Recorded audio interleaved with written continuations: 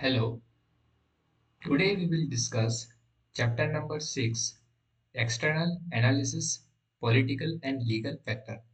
तो यहाँ पे हम एक्सटर्नल एनालिसिस करेंगे पॉलिटिकल और लीगल फैक्टर्स का। जनरली एक बिजनेस ऑर्गेनाइजेशन में बहुत सारे अदर फैक्टर्स बिजनेस ऑर्गेनाइजेशन को इम्पैक्ट करते हैं। इसको हम बोलते हैं PESTEL, political, economic, social, technological, environmental, legal, इन सबको बोलते हैं फैक्टर्स। इस फ्रेमवर्क को यूज करके हम एक्सटर्नल एनालिसिस करेंगे कि हमारे बिजनेस ऑर्गेनाइजेशन को कौन कौन से फैक्टर इम्पैक्ट कर सकते हैं। हम political, economic, social, technological, environmental, legal factors, इस फ्रेमवर्क को यूज करके हम देखेंगे कि हमारे बिजनेस ऑर्गेनाइजेशन को कौन इम्पैक्ट कर रहा है। तो external analysis, political and legal factor, हर एक बिजनेस ऑर्गेनाइजेशन के बाहर होता है एक्सटर्नल एनवायरनमेंट, और उसको अदर देन बहुत सारे फैक्टर्स उसको अफेक्ट करते हैं। तो यहाँ पे हम एक्सटर्नल एक्सटर्नल एनालिसिस करेंगे पॉलिटिकल और लीगल फैक्टर, कि कैसे पॉलिटिकल और लीगल फैक्टर बिजनेस ऑर्गेनाइजेशन को इम्पैक्ट कर सकते हैं। तो उसका हम यहाँ पे करेंगे उसका यहाँ पे हम करेंगे एक्सटर्नल एनालिसिस। किसके थ्रू से? ये हम आगे पढ़ेंगे पॉलिटिकल क्या होता है, इकोनॉमिक, सोशल, टेक्नोलॉजिकल और एनवायरमेंटल लीगल फैक्टर्स। अभी हम कंसिडर करेंगे, किसका एक्सटर्नल एनालिसिस करेंगे? सिर्फ पॉलिटिकल और लीगल फैक्टर एक बिजनेस ऑर्गेनाइजेशन को कैसे इम्पैक्ट कर सकते हैं, उसका हम एक्सटर्नल एनालिसिस करेंगे। तो ये इस चैप्टर का मीनिंग है। फिर इस चैप्टर के लर्निंग ऑब्जेक्टिव है। इस चैप्टर को पढ़ने के बाद आप इन सारी चीज़ों को अंडरस्टैंड कर सकते हैं कि पॉलिटिकल सिस्टम और गवर्नमेंट पॉलिसी कैसे ऑर्गेनाइजेशन को अफेक्ट करती है। Describe the sources of legal authority के सोर्सेस क्या है, इंक्लूडिंग सुप्रानेशनल बॉडी क्या होती है, सुप्रानेशनल बॉडी क्या होती है, नेशनल बॉडी क्या होती है, रीजनल गवर्नमेंट्स क्या होते हैं। Identify the principle of data protection security क्या होते हैं। Describe the legal responsibility of individual and organization in relation to data protection and security। Data protection and security के अगेंस्ट हम देखेंगे कि इंडिविजुअल की लीगल रिस्पॉन्सिबिलिटी क्या होती है और ऑर्गेनाइजेशन की क्या होती है, किसके रिलेशन में डेटा प्रोटेक्शन एंड सिक्योरिटी। अभी मैंने बात करी थी एक्सटर्नल एनालिसिस, इसका ये प्रैक्टिकल एग्जाम्पल है। Example application, a company considering expanding into a market might conduct an external analysis of the political and legal factor to assess the potential risk associated with government instability, strict labor law और complex licensing requirements। तो generally एक company expand हो रही है नए market में, तो ये कंसिडर कर रही है, वो एक्सटर्नल एक्सटर्नल एनालिसिस कर रही है पॉलिटिकल और लीगल फैक्टर, कि कैसे पॉलिटिकल और लीगल फैक्टर हमारे बिजनेस ऑर्गेनाइजेशन को इम्पैक्ट कर सकते हैं। तो यहाँ पे क्या कर रही है कंपनी, कंसिडर कंसिडर कर रही है और एक्सटर्नल एनालिसिस कर रही है पॉलिटिकल और लीगल फैक्टर्स का। और असेस का मतलब होता है कि कैसे पॉलिटिकल और लीगल फैक्टर्स हमको इम्पैक्ट कर सकते हैं, क्या क्या उनसे पोटेंशियल रिस्क हो सकता है, क्या लेबर लॉ हो सकते हैं, और लाइसेंसिंग रिक्वायरमेंट भी क्या है, कॉम्प्लेक्स है। तो यहाँ पे हम पॉलिटिकल और लीगल फैक्टर का डिटेल में एनालिसिस करेंगे कि कैसे हमारे बिजनेस ऑर्गेनाइजेशन को इम्पैक्ट कर सकती है। जनरली कोई भी ऑर्गेनाइजेशन होता है वो जनरली एक्सटर्नल एनालिसिस करता है, ताकि उसको पता पड़ता है कि कौन से ऐसे फैक्टर है जो उसको इम्पैक्ट कर रहे हैं उसकी ऑर्गेनाइजेशन पे। तो today we will discuss only two factors, political and legal factors.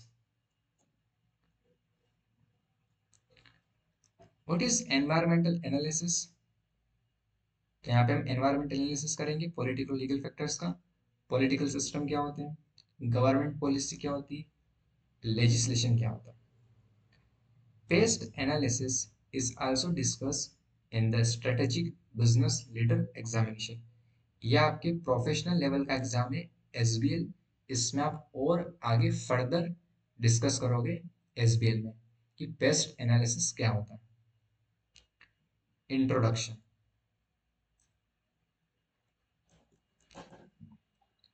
In order to fully understand an organization, we need to examine the environment that it's operate in. Essentially, we need to learn about the world around it. तो हमको understand करना पड़ेगा कि organisation क्या है, हमको examine करने पड़ेंगे कि ऐसे कौन से फैक्टर्स है जो एनवायरनमेंट में हमारे ऑर्गेनाइजेशन को इम्पेक्ट कर सकते हैं, और हमको ये भी समझना पड़ेगा कि वर्ल्ड में क्या चल रहा है। This analysis should include the following factor. इस एनालिसिस के अंदर बहुत सारे फैक्टर्स का इंक्लूड है। तो अभी हम पहले बात करी पॉलिटिकल और लीगल फैक्टर्स, अभी हम सिर्फ यही डिस्कस करेंगे जो कि एक कवर होगा इस चैप्टर के अंदर। इकोनॉमिक फैक्टर्स ये आपकी चैप्टर 7 में कवर होएगा। सोशल और डेमोग्राफिक फैक्टर्स ये आपके चैप्टर 8 में कवर होएगा। और टेक्नोलॉजिकल फैक्टर्स ये भी आपके चैप्टर 8 में कवर होगा। तो ये सारे पेस्ट को हम एनालिसिस करेंगे कि कैसे हमारे ये बिजनेस ऑर्गेनाइजेशन को इम्पैक्ट कर सकते हैं। Reviewing this factor is often refer to as PEST analysis. तो इसको हम क्या बोलते हैं? PEST analysis. In addition we will need to examine the organization competitors. इसके अलावा हम ये भी एग्जामिन करेंगे कि ऑर्गेनाइजेशन के कॉम्पिटिटर्स कौन है, which we will do in chapter number 9। Okay, what is PEST analysis? PEST analysis political, economic, social, technological. This same categorization of environmental factors is sometimes referred to as, okay, pestle analysis, जहाँ पे legal is separated from political, इसको हम क्या बोलते हैं? Pastel. Pastel pastel जहाँ पे legal separate है पॉलिटिकल से, where legal is separated from political। Step analysis का मतलब होता है पेस्ट रीऑर्डर। यहाँ पे मैंने पेस्ट को क्या कर दिया? रीऑर्डर कर दिया, बात एक ही है। इसको हम बोलते हैं पेस्टल एनालिसिस। क्या बोलते हैं? Pastel analysis. पी से पॉलिटिकल, ई से इकोनॉमिक, एस से सोशल, टी से टेक्निकल, एल से लीगल एंड ई से इकोलॉजिकल एनवायरमेंटल फैक्टर्स। तो ये फ्रेमवर्क है जिसको हम एनालिसिस करते हैं, हमारे एक्सटर्नल एनवायरनमेंट एग्जामाइन करते हैं। Illustration 1, introduction to PEST analysis. For example, a haulage firm might monitor the following factor। तो एक haulage फर्म है जो मॉनिटर कर रही है इसके फॉलोइंग फैक्टर्स को, जिसमें पॉलिटिकल है, उसमें वो क्या एग्जामिन करेगी, क्या मॉनिटर करेगी? Fuel tax, government step to reduce pollution from lorries. Simple simple simple चीजें, बेसिक रीड है। Congestion charges in cities, plan to build new roads, road blockades due to strikes. तो ये पॉलिटिकल में monitor करेगी। Economic में state of the economy, a downturn would result in less trade. Fuel is a major cost, so oil price movement will be seen as significant. Most haulers borrow to purchase trucks, so rising interest rate would increase cost. Social, predicted car number and usage would affect likelihood of traffic jams and hence journey times. Public concern about safety could result in lorries being banned from certain routes or a reduction in speed limits. Technological development in route planning software, anti-theft devices, tracking system to monitor driver hours, development in tire technology, competitive competitive rivalry from other holders। क्या क्या competition rivalry है हमको?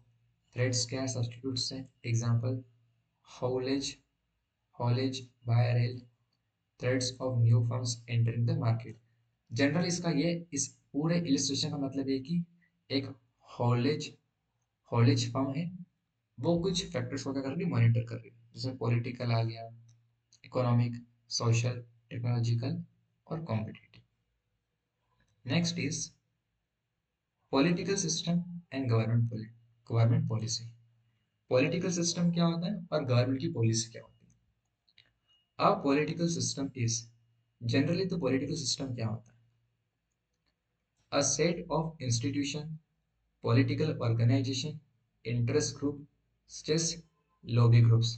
तो generally political system एक ऐसा system है जहाँ पे एक सेट ऑफ इंस्टीट्यूशंस है, पॉलिटिकल ऑर्गेनाइजेशन है और अलग अलग इंटरेस्ट ग्रुप्स है, जैसे कि लॉबी ग्रुप्स हो गए। The relationship between them and the rule and norms that govern their function such as constitutions and election law।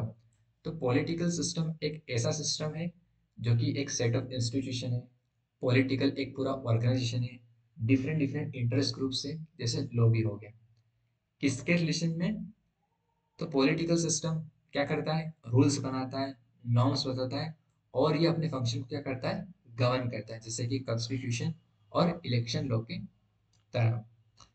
There are there are three level of political system that organization have to take account of। तो generally यहाँ पे three level of political system है जो organisation को देखने चाहिए, have to account of. First is global, second is national, third is local. What is global?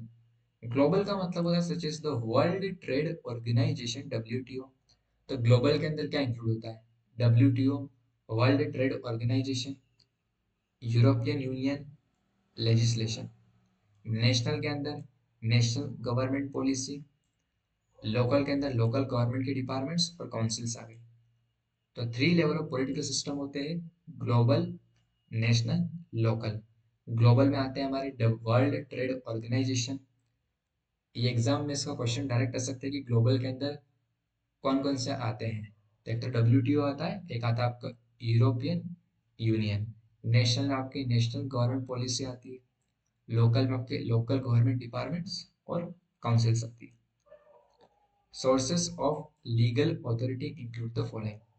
तो legal authority के सोर्सेस क्या होते हैं, अब हम वो देखेंगे कि लीगल अथॉरिटी के सोर्स क्या होते हैं। First is supranational, second is national, third is regional.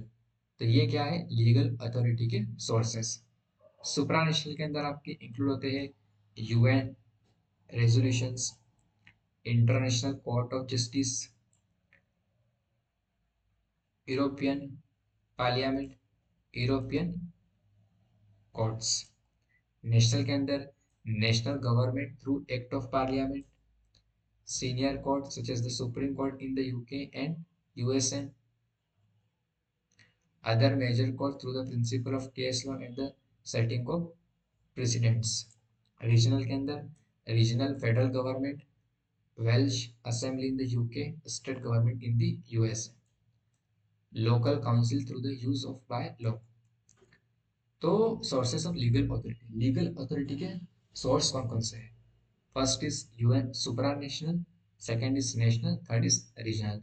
Supranational के अंदर आपका यूएन रेजोल्यूशन आता है, इंटरनेशनल कोर्ट ऑफ जस्टिस आता है, यूरोपियन पार्लियामेंट आता है, यूरोपियन कोर्ट्स आते हैं।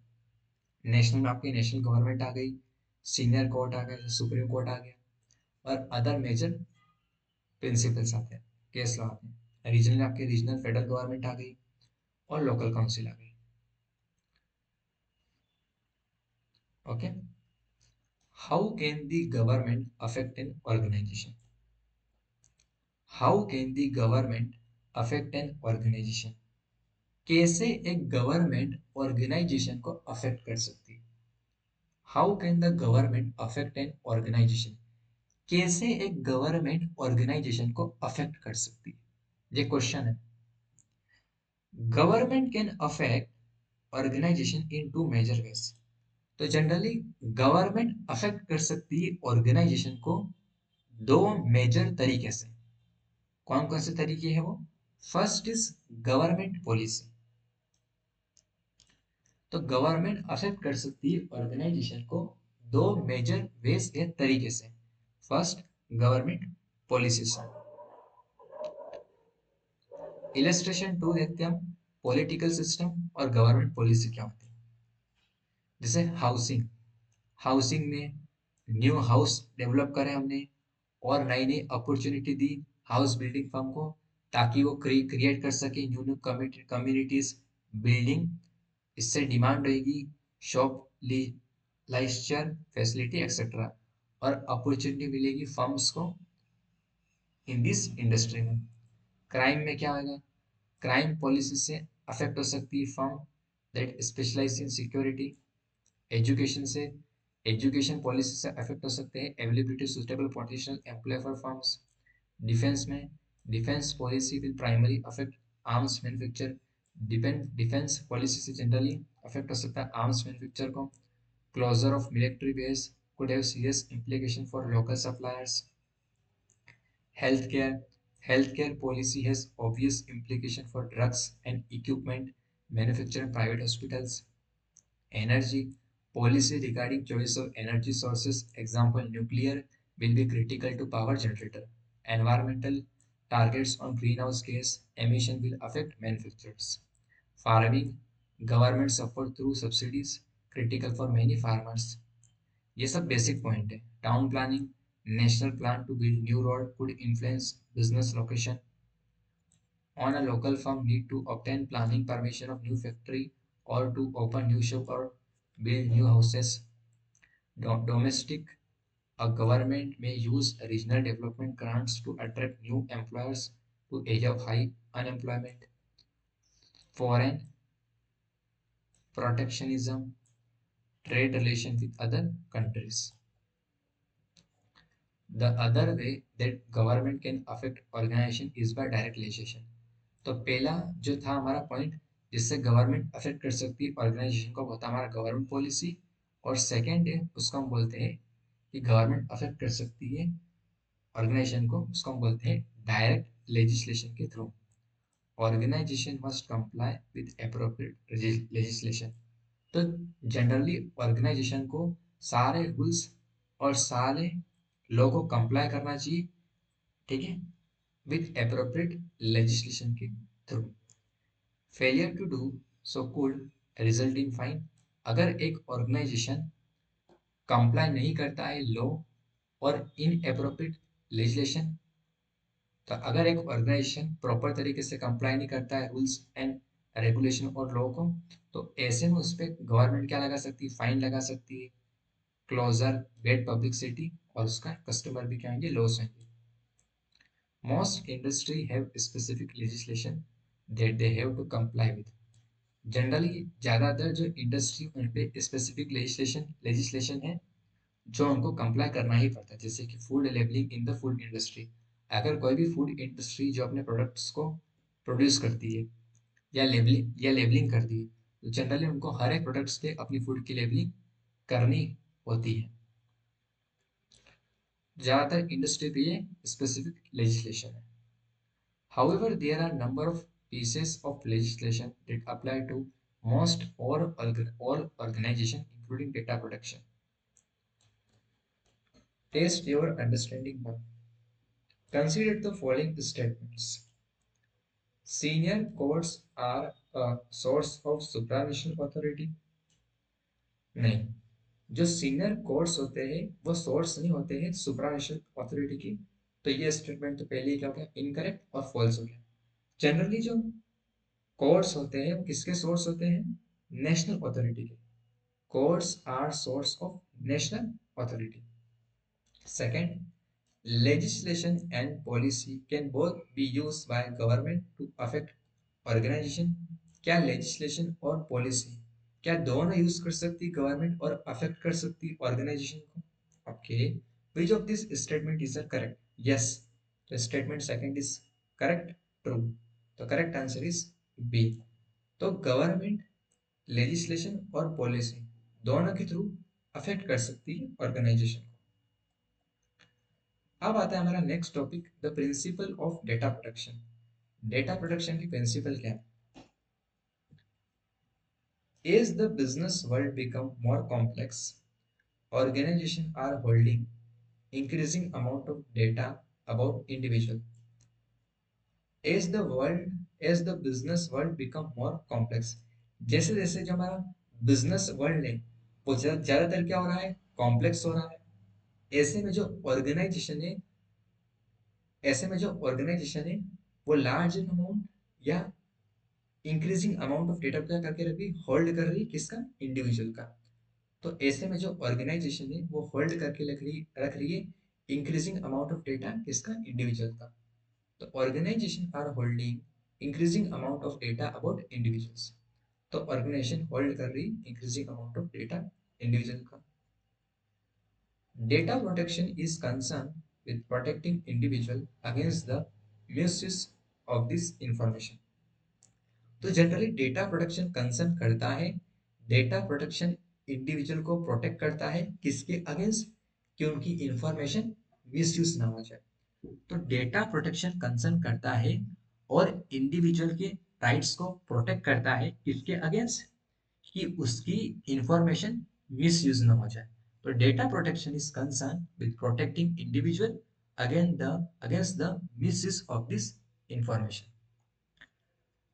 Personal data is information about a living individual, including expression of opinion about the individual. For example, the telephone, credit card, or personal number of a person, account data, number plate, appearance, customer number or address are all personal data. Everyone responsible for using personal data has to follow strict rules called data protection principle. हर कोई responsible है जो personal data को use करता है, तो उसके लिए strict rules बने हुए हैं। हर कोई रिस्पॉन्सिबल है जो पर्सनल डेटा को यूज करता है, उसके लिए हमने क्या बनाए, फॉलो स्ट्रिक्ट रूल्स बनाए, जिसको हम बोलते हैं data protection principle. The general data protection regulation GDPR is an EU law introduced in 2018 which aim to make sure information is use Fairlie तरीके से हो, लॉफुल हो और ट्रांसपेरेंटली हो, यूज करा जाए उसको स्पेसिफिक पर्पस के लिए और एक्सप्लिसिट पर्पस के लिए, use in a way that is adequate, adequate मतलब सफिशिएंट क्वांटिटी में या सफिशिएंट मैनर में, relevant and limited to only what is necessary, जब नेसेसरी हो तभी आप इसको यूज करें, accurate and where necessary, kept up to date, update करो उसको, kept for no longer than is necessary, अगर आपको उसकी नीड नहीं है तो आप उसको स्टोर पे मत करके रखो, kept for no longer than is necessary, handle in a way that ensure appropriate security, उस तरीके से आप हैंडल करो ताकि उसमें अप्रोप्रिएट सिक्योरिटी एंश्योर हो, इंक्लूडिंग प्रोटेक्शन अगेंस्ट अनलॉफुल और unauthorised processing, access, log destruction or damage.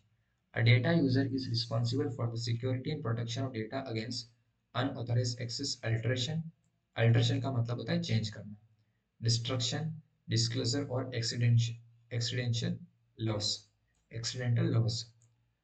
Personal data should not be transferred to another country outside the European Economic Area unless that country ensure an adequate level of protection for the rights and freedom of data subject in relation to the processing of personal data. The UK Data Protection Act 2018 supplements the GDPR and incorporates it into UK law. There is strong legal protection for sensitive information.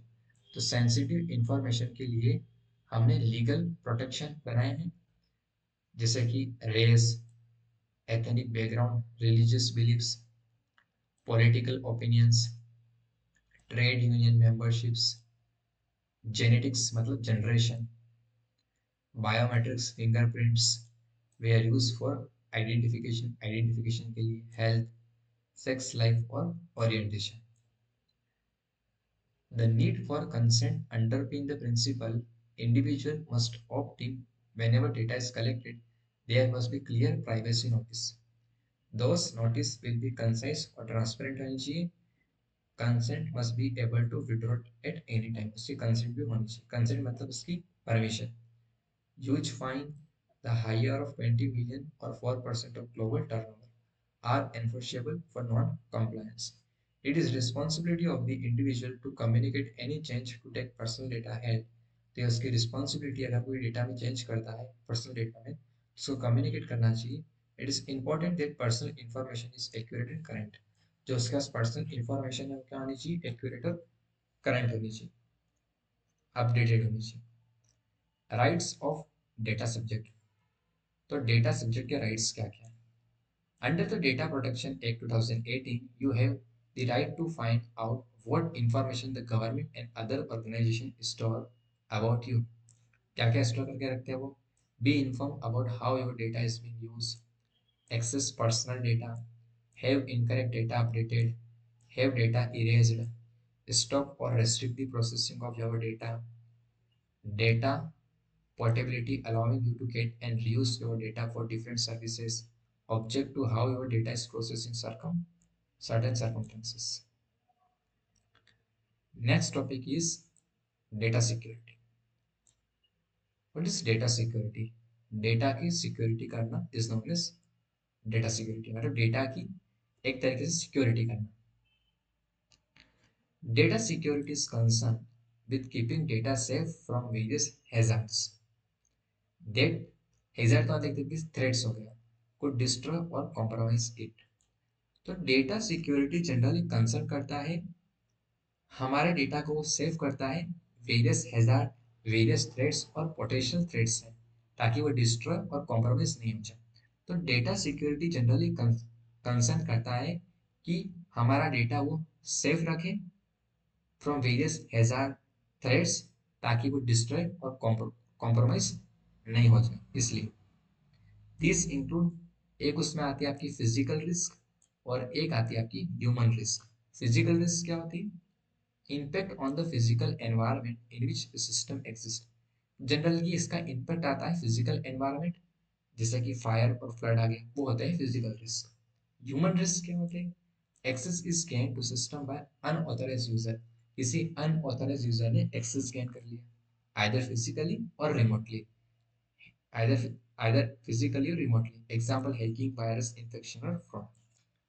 इस तरीके से तो data security generally concern करता है हमारे data को save करता है वेरियस हैजार्ड, थ्रेड और पोटेंशियल थ्रेड से, ताकि वो डिस्टर्ब और कॉम्प्रोमाइज नहीं हो जाए. तो इसके अंदर आते हैं एक हमारे फिजिकल रिस्क और एक आते हैं हमारे ह्यूमन रिस्क. फिजिकल रिस्क एक ऐसा रिस्क है जिसका इम्पैक्ट पड़ता है हमारे फिजिकल एनवायरनमेंट पे, जैसे कि फायर हो गया, फ्लड हो गया. ह्यूमन रिस्क एक ऐसा रिस्क है जहाँ पे अनऑथराइज यूजर बिना पूछे एक्सेस को गेन कर लेता है सिस्टम में, या तो फिजिकली या remotely. Example hacking, virus infection और fraud. Illustration 3. In 2018, hacker gained access to personal and payment card detail of around 430,000 of British Airways customer and staff. The cyber attack continued unnoticed for 2 months during the busy summer holiday period. The security failure led to significant loss of reputation and a fine ordered by UK Governmental Information Commissioner Office of 20 million, reduced from 183.4 million due to COVID-19 pandemic's financial impact. Those affected by data leak also receive a confidential settlement. Test your understanding too. Jacob has found that a utility supplier has sold information about him to a market research company. Jacob को पता पड़ा कि उसका जो supplier है उसने information market से ली है. Jacob has found that utility supplier has sold information. उसने जो सोल्ड इंफॉर्मेशन वो कहाँ से ली है, मार्केट रिसर्च कंपनी से. It is an issue of data protection. वहाँ पे डेटा प्रोटेक्शन का इश्यू आ रहा है और डेटा सिक्योरिटी का. Data protection, there is no indication of market research firm. Generally यहाँ पे कोई मार्केट रिसर्च फर्म का इंडिकेशन नहीं है obtaining the information through hacking और अनहैंड मीन्स. तो यहाँ पे कोई इंडिकेशन है ही नहीं मार्केट रिसर्च फर्म से. The main risks to computer system and the data they contain include the following. Potential threat कौन कौन से हो सकते हैं, physical damage due to fire से हो सकता है, फ्लड से, terrorist attack, power failure, other environmental heat, cold, humidity, dust. Countermeasure, well documented fire procedures, staff training, provide fire extinguishers and smoke heat detector, fire doors. Computer equipment might be located in a segregated area in which air conditioning and dust control operate effectively. Backup generators, off-site facility to cater for possibility of total destruction of the house computer equipment, off-site backup copies of data files. तो ये computer threads हो सकते हैं और ये counter उसके measures हैं, उसके लिए हम क्या क्या करें, ठीक है। Human damage cause by human interference such as unauthorised access ले रहा है, इन थेफ्ट चोरी कर रहा है, प्राइवेसी वेंडलिज्म, तो इसके लिए काउंटर मेजर क्या है कि हम रेस्ट्रिक्ट से एक्सेस कर दें कंप्यूटर में, पिन कोड्स डाल दें, close circuit TV and security guards, hardware can be physically electronically take to sound alarm if it is removed from the building, hardware can be locked down. Operational problem such as program bugs and user operational error, इसके लिए counter major क्या क्या हो सकते हैं, through testing of new programs, strict operating procedures, adequate training of all staff members. Data correction example viruses hacker, इसके लिए counter measure antivirus and firewall software install करें, पासवर्ड और नंबर लिमिट सेट करें, ऑफसाइट बैकअप रखें data files का। Data theft, fraud, industrial espionage, loss of confidentiality, data encryption technique, password and user number, physical access control. Test your understanding 3. Raghu Limited hold data about many of its customer. The Raghu Limited generally hold करता है उसके customer का data. It is recently set up offsite backup. Generally उसने अभी एक setup करा है offsite backup of data के लिए, ताकि इससे इम्प्रूव हो सके उसकी data security. Which potential data security threat will measure most likely to reduce? यहाँ पे कौन सा potential data security threat will this measure से कौन सा यहाँ पे रिड्यूस हो जाएगा, हैकिंग, डेटा थेफ्ट, वायरसेस या फायर और फ्लड। तो यहाँ पे पोटेंशियल डेटा सिक्योरिटी थ्रेट से मेजर करने से कौन सा यहाँ पे रिड्यूस हो जाएगा, तो जनरली यहाँ पे हैकिंग कम हो जाएगी। क्या कम हो जाएगी, हैकिंग रिड्यूस हो जाएगी। तो correct answer is hacking. No no no, correct answer hacking नहीं है। अगर हम पोटेंशियल डेटा सिक्योरिटी थ्रेट से मेजर करेंगे तो इससे क्या रिड्यूस हो जाएगा, क्या हैकिंग रिड्यूस हो जाएगी, डेटा थेफ्ट रिड्यूस हो जाएगा, वायरस। ना तो हैकिंग हो सकती है, ना ही डेटा थेफ्ट और ना ही वायरसेस। तो इसका करेक्ट आंसर है फायर और फ्लड, ये हो जाएंगे इससे रिड्यूस। तो टेस्ट और अंडरस्टैंडिंग 3 का आंसर है डी, फायर और flood. Of site backup will not help prevent the theft of data. Of site backup है वो जनरली हमको हेल्प नहीं करेंगे डेटा को सेव करने के लिए। तो of site backup will not help prevent the theft of data. इसका करेक्ट आंसर फायर और फ्लड, इससे क्या हो जाएगा, रिड्यूस हो जाएगा। चैप्टर समरी, तो चैप्टर 5 के अंदर ने हमने एक्सटर्नल एनालिसिस करा पॉलिटिकल और लीगल फैक्टर्स का। तो इसके अंदर हमने पढ़ा पॉलिटिकल सिस्टम्स क्या होते हैं, सुप्रानेशनल क्या होता है, नेशनल क्या होता है, रीजनल क्या होता है, गवर्नमेंट पॉलिसी क्या होती है और लेजिस्लेशन क्या होता है। Practice question, government may create if an organization fail to comply with this। Government create करता है जब एक ऑर्गेनाइजेशन लॉ और रूल्स को कंप्लाई करने में फेल हो जाता है। It will lead to prosecution, fine and even closure. तो गवर्नमेंट क्या क्रिएट करता है, गवर्नमेंट क्रिएट करता है डायरेक्ट लेजिस्लेशन। तो correct answer is A, direct legislation.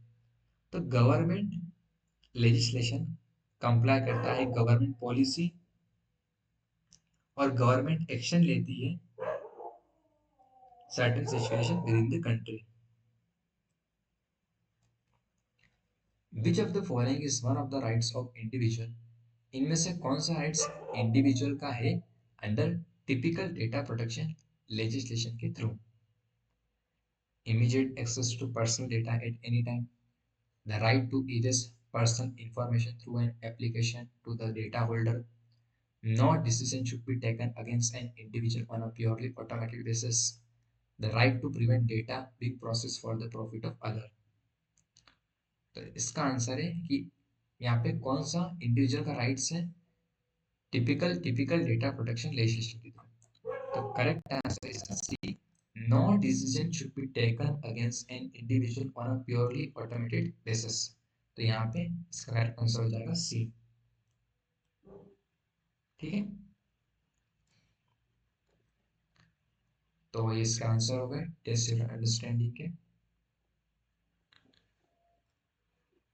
तो इसी के साथ हमने चैप्टर 6 एक्सटर्नल एनालिसिस पॉलिटिकल और लीगल फैक्टर को यहाँ पे हमने कंप्लीट कर दिया। Thank you for watching this video.